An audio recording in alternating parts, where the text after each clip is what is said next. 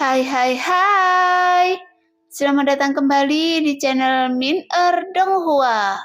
Kali ini kita akan melanjutkan cerita Donghua, Apoteosis. Nggak pakai lama lagi, langsung aja kita ke ceritanya. Cekidot.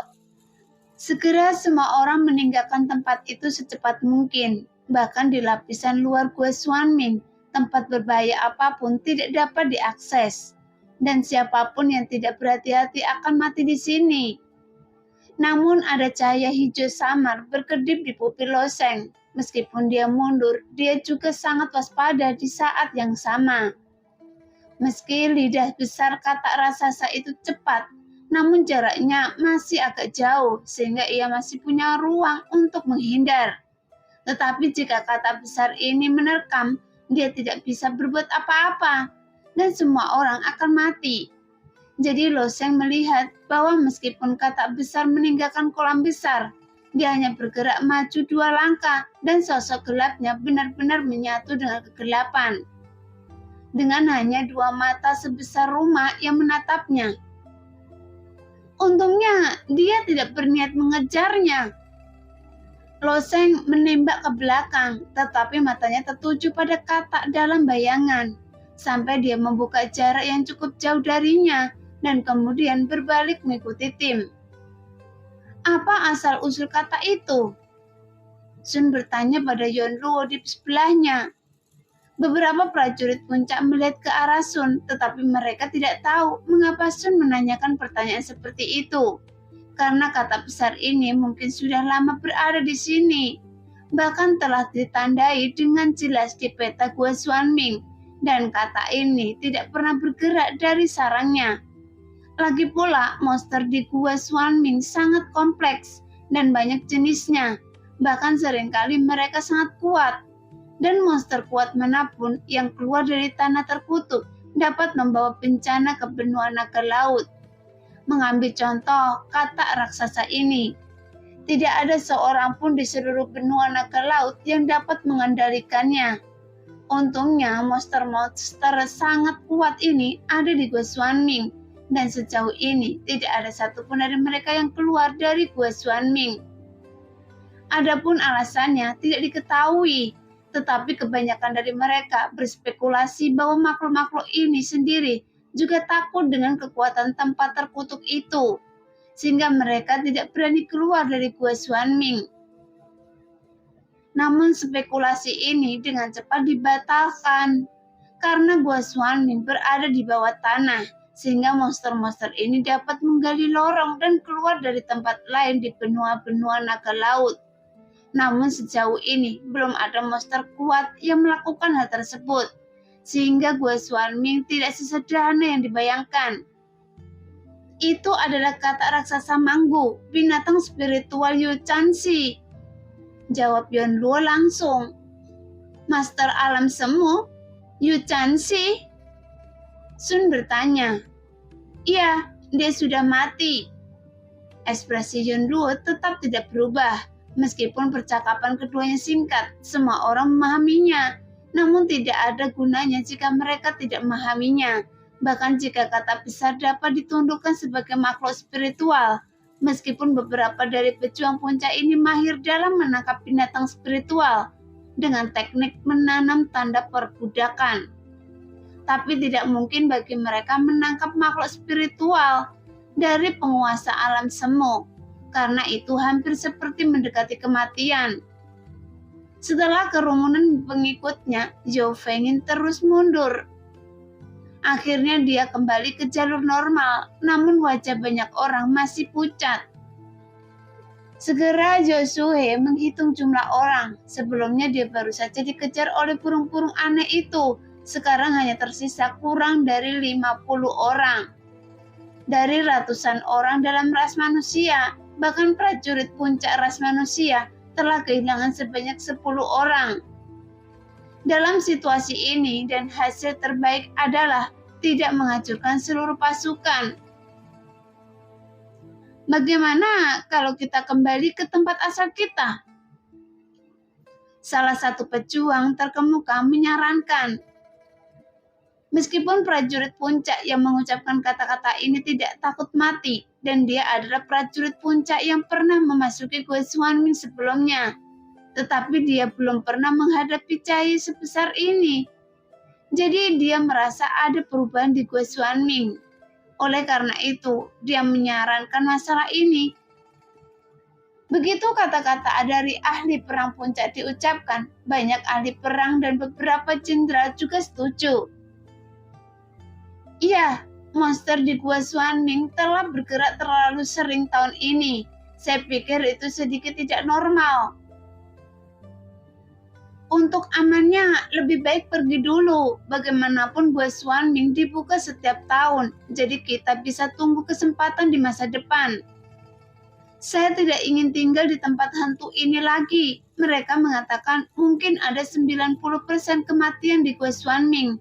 Tapi menurut saya itu 100% kematian, sehingga tidak ada kehidupan. Pada saat ini semua orang setuju, sehingga Yao Fengyin dan Yao Shuhei juga menunjukkan ekspresi emosi di wajah mereka. Bagaimanapun perjalanan ke Gua Xuanming kali ini memang tidak beruntung. Mereka telah menghadapi krisis besar saat mereka masuk. Jadi untuk amannya akan lebih baik untuk kembali ke Menara Dosa dulu. Namun saat Zhao Fengyin memandang Lo Sheng, sepertinya Lo Sheng masih tidak bisa diajak berkonsultasi mengenai masalah ini.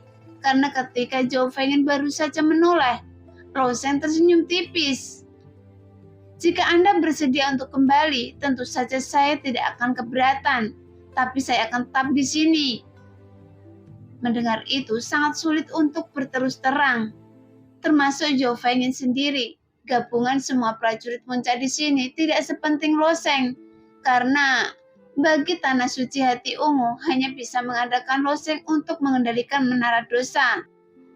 Dan kehilangan semua panglima perang puncaknya ini, Tanah Suci Hati Ungu masih dapat menumbuhkan lebih banyak panglima perang puncak. Tetapi tanpa Lo Sheng, ras manusia di Menara Dosa juga akan dikembalikan ke keadaan semula. Ambil contoh aliansi antara Tanah Suci Tianyu dan Tanah Suci Hati Ungu. Itu juga karena wanita Sun yang merupakan tumbuh roh pedang di sebelah Lo Sheng. Terus terang dia masih menatap wajah Lo Sheng.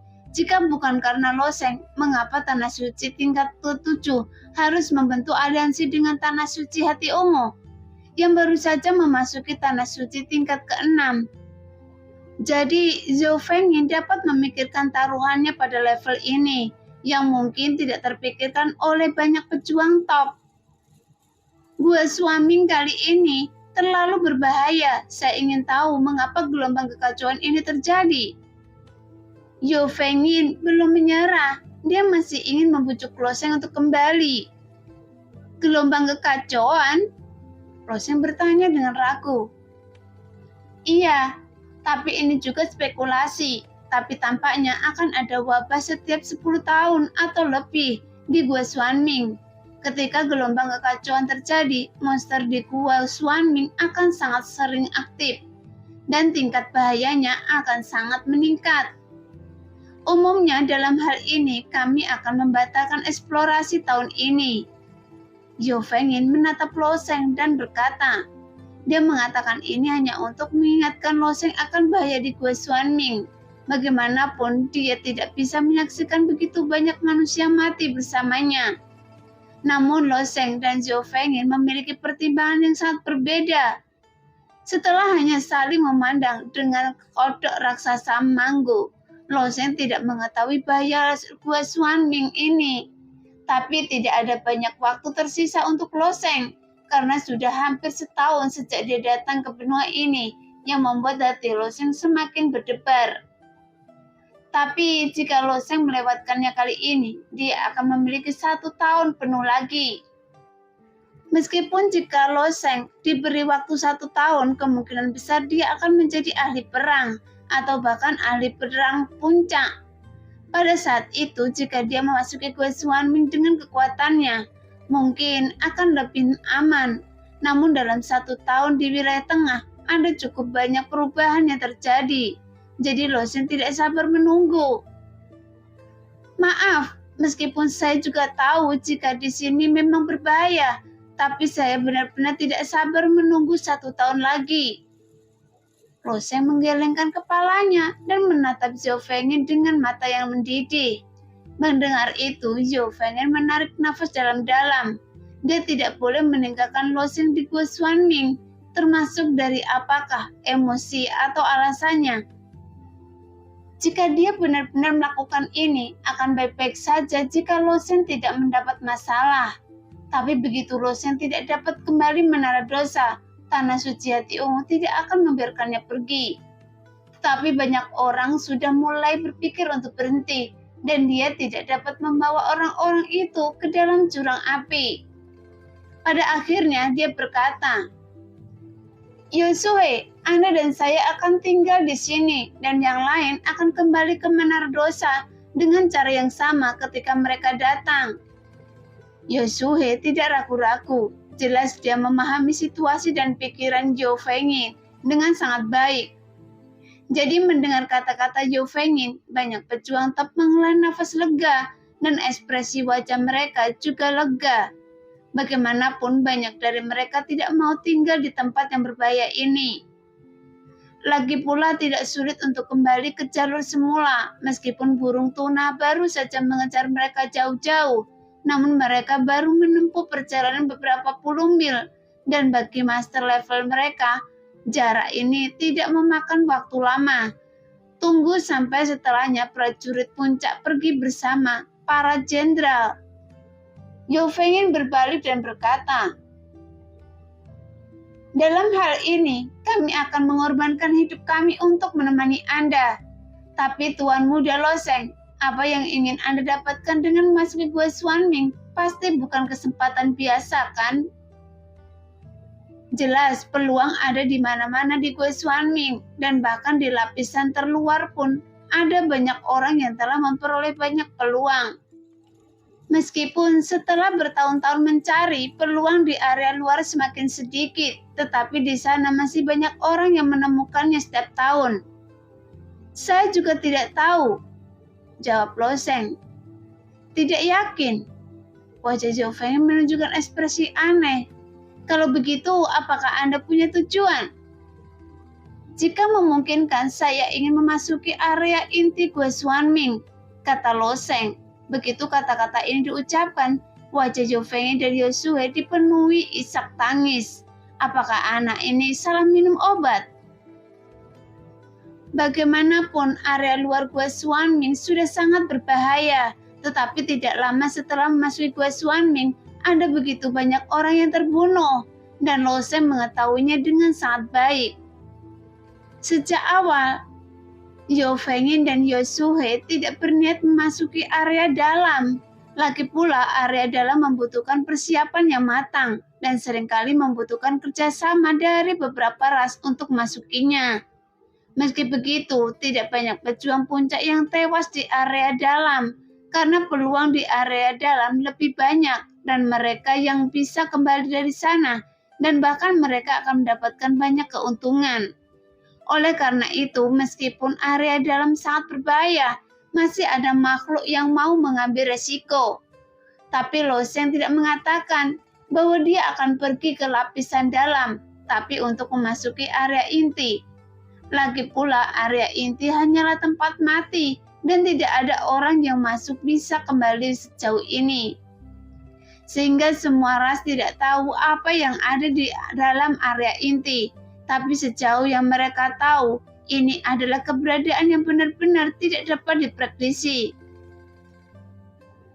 Pada peta terdapat banyak tempat berbahaya yang ditandai di area luar, namun relatif sedikit tempat berbahaya di area dalam. Karena semua makhluk semua ras kurang menjelajah dan memahami, maka tempat tersebut lebih berbahaya. Adapun area inti benar-benar kosong di peta, karena tidak ada yang bisa menandai tempat seperti itu. Karena semua orang tahu bahwa masukinya akan mengakibatkan kematian. Tuan Muda Loseng, apakah Anda bercanda? Zhou Fengin menatap Loseng dengan tatapan kosong dan berkata. Loseng terkekeh. Anggap saja itu sebagai lelucon. Bagaimanapun Tian Mo Abadi memberi Lo Sheng token untuk memintanya untuk mendapatkan warisannya, tetapi dia tidak menjelaskannya dengan jelas. Lagi pula Tian Mo sendiri belum pernah memasuki Gua Xuanming. Meskipun dia tahu bahwa ada warisan di dalamnya, namun dia tidak mengetahui di mana letaknya, dan dia hanya memberitahunya bahwa ketika ia mendekati warisan tersebut, kupu-kupu Gio akan bereaksi. Lagi pula, Lo Sheng bukanlah orang yang gegabah. Jelas dia memahami meskipun nasibnya akan buruk, dia akan tetap mati ketika dia pantas mendapatkannya. Sekarang tidak ada reaksi dari kupu-kupu Gio. Jadi pada tahap ini, Lo Sheng secara alami memilih untuk menjelajahi area luar sebelum membicarakannya. Jika dia tidak dapat menemukan warisan di lapisan luar, dia secara alami akan memilih untuk memasuki lapisan dalam. Jika dia tidak dapat menemukannya, dia tetap akan memasuki inti di lapisan dalam. Karena lantai pertama adalah tempat kematian, Lo Sheng tidak akan terburu-buru jika dia masih tidak bisa mendapatkan warisan. Lo Sheng akan memilih untuk pergi. Bagaimanapun alasan mengapa Lo Sheng setuju dengan Tian Mo Abadi untuk mendapatkan warisan di Gua Xuanming, karena itu adalah sesuatu yang sangat penting bagi seluruh ras manusia. Tapi Lo Sheng juga akan mengukur kekuatannya sendiri. Jika dia tidak bisa mendapatkannya dengan kekuatannya, tentu saja dia tidak akan mati dalam sia-sia. Mendengar jawaban Lo Sheng, Yao Fengin menghela nafas lega. Bagaimanapun tidak ada yang bisa melakukan apapun untuk mati sia-sia. Untungnya, Lo Sheng masih punya akal sehat, jadi dia berkata, "Kalau begitu, ayo ambil rute awal." Jelas keuntungan memiliki lebih sedikit orang adalah hanya ada 5 orang termasuk Sun sekarang, jadi tidak akan menimbulkan banyak pergerakan. Setelah mereka berjalan di sekitar area luar Gua Xuanming, mereka tidak bertemu siapapun yang menunjukkan situasi sangat berbahaya. Karena semakin dalam di sepanjang lapisan luar, lingkungan sekitar terus berubah dan cahaya merah redup juga terus meningkat. Karena meskipun cahaya kematian Xuanming yang dilemahkan, tapi di area ini masih kuat. Jika mereka adalah manusia biasa tanpa hasil budidaya, mereka mungkin akan mati karena lubang yang menusuk ke sekujur tubuh mereka. Di bawah penerangan cahaya merah ini, jadi saat cahaya merah semakin intensif, Yao Fengin, Yao Suhe, dan Yun Luo semuanya memiliki lapisan esensi pelindung untuk menahan invasi cahaya merah. Adapun Lo Sheng, karena ada tubuh roh pedangnya, karena alasannya, jadi dia tidak mengaktifkan gangguan. Lagi pula perasaan tertusuk jarum itu tidak akan membuat Lo Sheng merasa tidak nyaman. Adapun Sun, dia adalah roh pedang, jadi tentu saja dia tidak bisa merasakan sakit. Setelah sekitar setengah jam berjalan maju, tiba-tiba terdengar suara perkelahian dari samping, dan kemudian 6 sosok melesat keluar dari pepohonan. Dan 2 dari 6 sosok itu sedang memegang busur panjang. Mereka berbalik dan menembakkan anak panah ke arah hutan. Tepat setelah kedua orang itu menembakkan anak panah tersebut, tiba-tiba cakar hantu berwarna biru kehitaman menjulur dari dalam hutan dan mengarah kedua orang yang berada di tengah udara. Sehingga dia terjebak di udara, tapi kedua pemanah itu tidak punya waktu untuk menghindar dan langsung hancur berkeping-keping. "Kalian, cepatlah, saya akan mematahkan bagian belakangnya." Ketika cakar hantu itu terus meraih ke atas, salah satu dari 6 orang yang awalnya bergegas, kemudian seorang wanita terkuat berkata dengan tegas, segera kecemerlangan tak terbatas mekar dari tubuhnya secara instan. Bahkan ada juga bayangan bunga dalam cahaya, dan semua area yang diselimuti cahaya menunjukkan pemandangan bunga mekar. Dengan cepat, kelopak warna-warni yang tak terhitung jumlahnya muncul dalam kecemerlangan. Begitu kelopak itu muncul, mereka bergerak menuju cakar hantu dalam sekejap mata. Sehingga cakar hantu pembunuh itu tiba-tiba menghilang, tertutup kelopak. Kemudian wanita itu berkata dengan keras, Ledakan! Segera ledakan dahsyat itu segera memperlambat kecepatan cakar hantu dan kemudian 4 orang yang tersisa melarikan diri dengan tergesa-gesa dan bergegas ke arah loseng. Setelah keempat orang itu bergegas, mata mereka fokus tetapi mereka melihat loseng. Kemudian mereka melihat Sun di samping loseng dan segera berkata, "Rajaku, tempat ini sangat berbahaya. Cepat mundur bersama kami." Saat ini loseng ada yang lainnya sudah melihat dengan jelas siapa yang datang. Ternyata itu adalah Ling Yan dari klan Joye. Selain Ling Yan, 3 lainnya juga merupakan petarung papan atas dari klan Joye. "Ayo pergi!" Segera semua orang berbalik dan mengikuti tanpa berkata apa-apa. Bagaimanapun kekuatan cakar hantu tadi tidak lebih lemah dari katak raksasa. Untungnya itu adalah Ling Yan. Bagaimanapun Ling Yan adalah seorang nomor 1 di Menara Dosa. Bahkan Ming Tian yang terkuat di Menara Dosa, perjuangan puncak klan iblis, bukanlah tandingannya. Hanya ada 4 orang yang tersisa di klan Joye Anda. Zhou Fengyin berkata dengan ekspresi terkejut di wajahnya. Lagi pula, klan Joye memiliki kursi lebih banyak daripada ras manusia.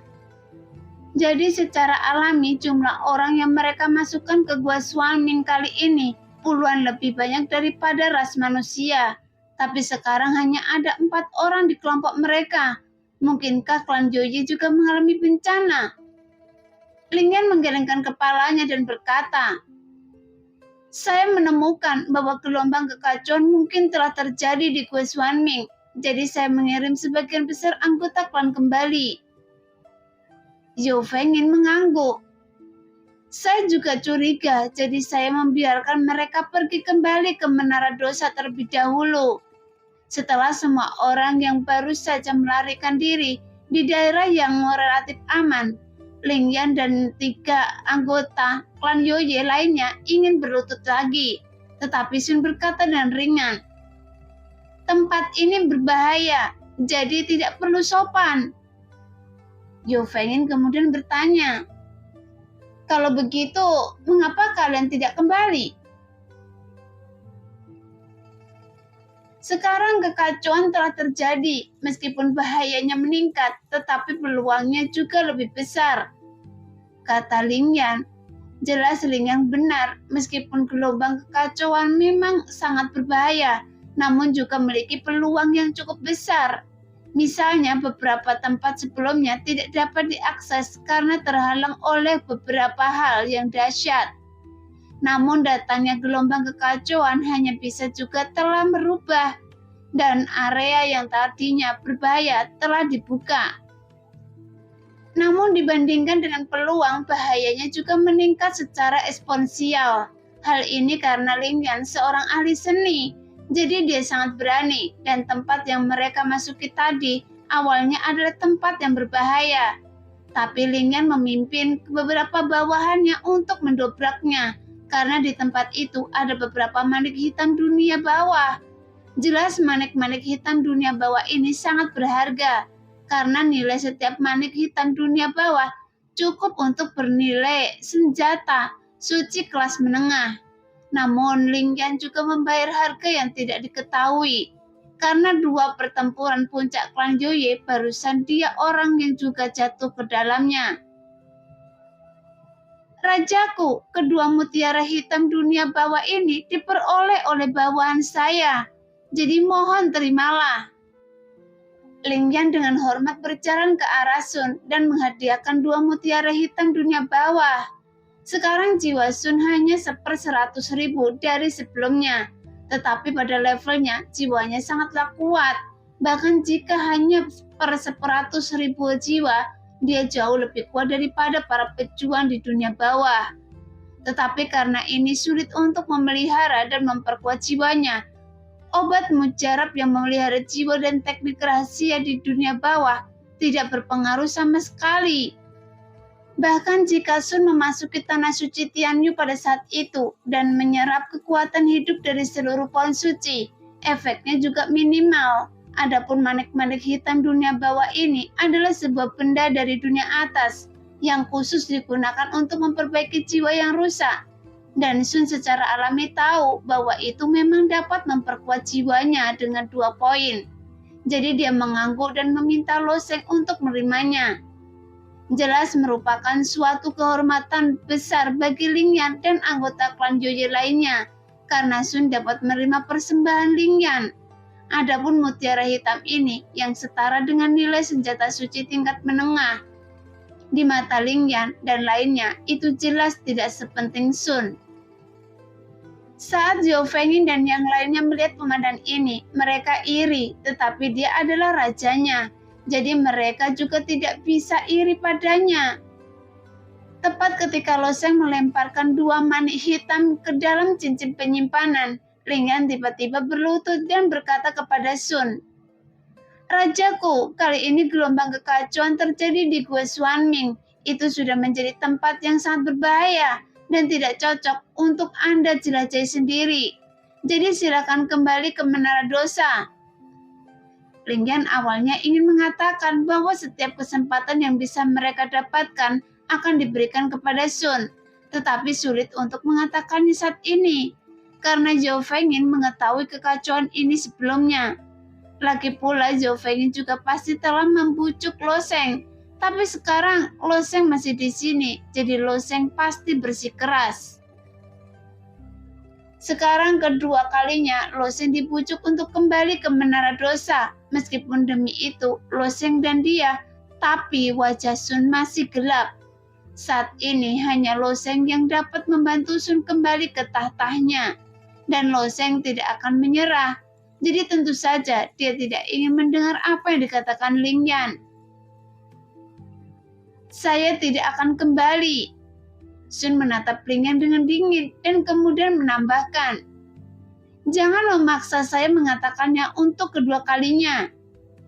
Mendengar itu, hati Ling Yan bergetar dan dia mengerti bahwa nasihatnya tidak berguna, dan kemudian dia berdiri dan berkata, "Kalau begitu, saya mohon pada Raja untuk mengizinkan kami tinggal dan menjelajahi Gua Xuanming bersama Anda." "Itu saran yang bagus," kata Zhao Fengyin dengan kegembiraan muncul di wajahnya. Bagaimanapun kekuatan Ling Yan adalah yang terkuat di Menara Dosa. Tepat ketika Ling Yan berada di lantai 10, dia telah naik ke baris keempat monumen bakat lebih awal.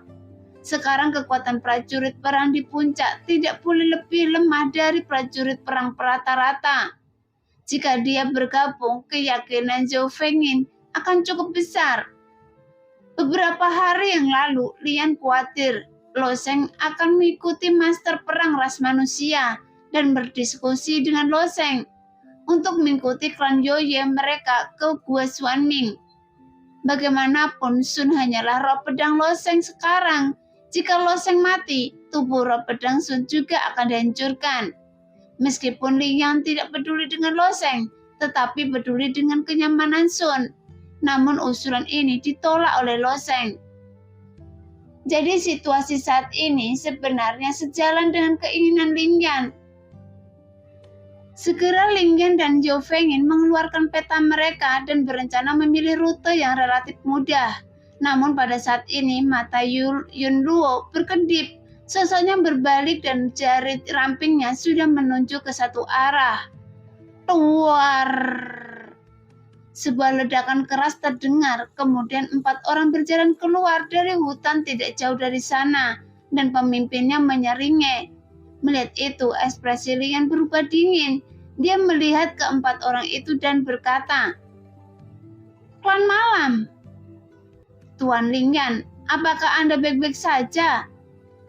Itu adalah orang dari klan Malam yang berbicara. Bagaimanapun, klan Malam adalah pengikut klan Iblis, dan kekuatan mereka tidak kecil.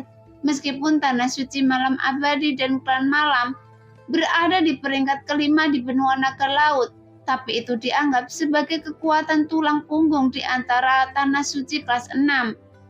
Namun karena Malam Klan selalu menjadi pengikut klan Iblis, mereka tidak pernah memiliki hak untuk berbicara. dan kehadirannya di benua naga laut juga sangat rendah. Kali ini iblis di menara dosa dilenyapkan yang berdampak besar pada klan malam. Lagi pula mereka selalu terikat pada iblis. Tetapi semua iblis diusir dari menara dosa oleh Loseng, yang berarti bahwa payung pelindung di atas kepala mereka langsung dilepas. Jika jatuh, statusnya di menara dosa secara alami akan anjlok. Adapun klan malam, hampir semua orang adalah seorang pembunuh. Mereka pandai menyembunyikan dan memberikan pukulan fatal kepada lawannya. Namun mereka tidak terlalu kuat dalam pertarungan mortal. Sekarang, keempat prajurit teratas klan malam ini baru saja bersembunyi, dan bahkan Ling Yan pun tidak menyadarinya. Pada saat ini, Ling Yan juga melirik ke arah Yun Luo secara sengaja atau tidak sengaja. Bahkan Ling Yan tidak dapat melihat melalui gadis manusia misterius ini. Meskipun dia hanyalah seorang prajurit tingkat 10, tetapi persepsinya begitu tajam. Sui Lutian, apakah Anda bersembunyi di sini karena Anda ingin membunuh Loseng? Ling Yan tidak menunjukkan belas kasihan sama sekali. Kemudian tubuhnya mulai bersinar dengan cahaya bunga matahari, dan dia akan mengambil tindakan. Lagi pula klan malam selalu menjadi pengikut klan iblis. Bahkan klan iblis juga dengan sengaja membudidayakan banyak tentara klan malam yang mati untuk membunuh duri di menara dosa.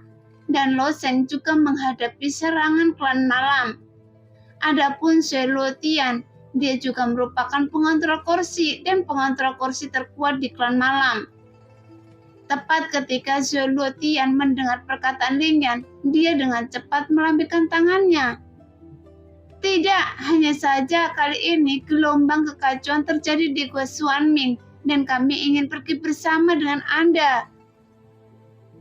Mendengar kata-kata Sui Lutian, Ling Yan mencibir. Apakah Anda pikir Anda memenuhi syarat? Mendengar kata-kata ini, itu juga membuat Sui Lutian dan yang lainnya sedikit bingung. Mereka berempat juga merupakan pejuang terbaik klan malam. Meskipun Lian sangat kuat, tapi mengapa mereka tidak memenuhi syarat?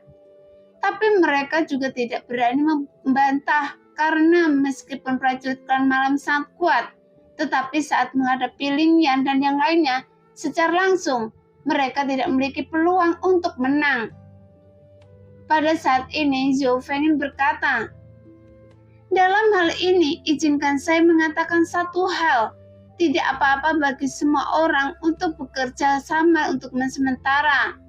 Bagaimanapun, klan malam memiliki kelebihan dibandingkan klan ras lainnya. Klan malam kaya akan pembunuh, ini cocok untuk tersembunyi dan lebih cocok untuk menyelidiki. Jika klan malam adalah pendampingnya, mungkin banyak bahaya yang dapat dihindari terlebih dahulu.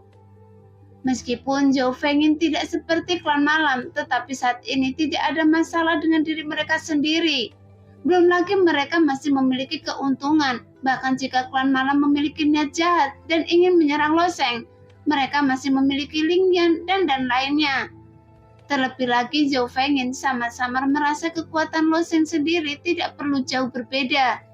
Jika hanya melawan 4 master perang puncak klan malam, seharusnya tidak akan menimbulkan masalah krisis.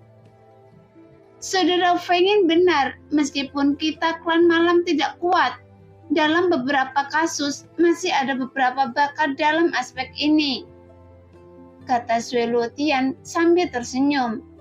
Ling Yan ragu-ragu sejenak. Kemudian dia menimbangnya di dalam hatinya. Jelas dia masih lebih berani sebagai seorang yang terkuat. Jadi dia benar-benar percaya diri dengan kekuatannya sendiri. Jadi bergabung dengan klan malam tidak terlalu buruk untuk berada di sekitar. Jadi akhirnya Ling Yan setuju. Setelah semua orang merencanakan rute, kemudian sekarang tim berangkat lagi. Namun pada saat yang sama, di sisi atas menara dosa, di jalan rahasia, 2 sosok kekar berkerumun di dalamnya. Itu adalah 2 prajurit puncak klan iblis, Meng Chong dan Tian Ho. Sebelum klan iblis diusir dari menara dosa, Yuan Bai dan Tian Hu diperintahkan untuk mengintai di antara mereka. Hanya setelah Meng Chong bersikeras meminta agar dia menggantikan Yun Bai. Karena tidak membunuh Lo Sheng akan selalu menjadi simpul di hati Meng Chong, yang membuat dia sangat frustasi. Karena masalah ini bahkan membuat ilmu bela diri menjadi sangat sulit. Karena hatinya sudah tidak stabil lagi. Sebenarnya kekuatan Meng Chong sedikit lebih lemah dari Tian Hu. Namun karena simpul hatinya itu, Meng Chong justru membuat terobosan dalam waktu singkat. Dengan bantuan emosi negatif ini, dia sekarang menjadi prajurit perang suci tingkat pertama. Di sisi lain, Tian Hu masih berada di puncak budidaya Raja Perang. Meskipun mereka adalah pengontrol kursi, kebanyakan dari mereka telah menekan budidaya mereka sendiri. Faktanya, jika mereka benar-benar ingin menerobos, tidak mungkin menjadi prajurit perang suci dengan mudah. Karena saat menerobos prajurit perang suci war, seseorang harus mengalami malapetaka hidup dan mati. Sebenarnya ajaran rahasia ini kelihatannya tidak kecil, itu lebih dari cukup untuk menampung beberapa ras manusia atau klan Joye. Tetapi sesak untuk tubuh klan iblis yang kekar dan besar, bahkan Meng Chong hampir tidak selamat dari malapetaka hidup dan mati di tempat sekecil itu. Tapi pada akhirnya dia tetap menjadi prajurit perang suci.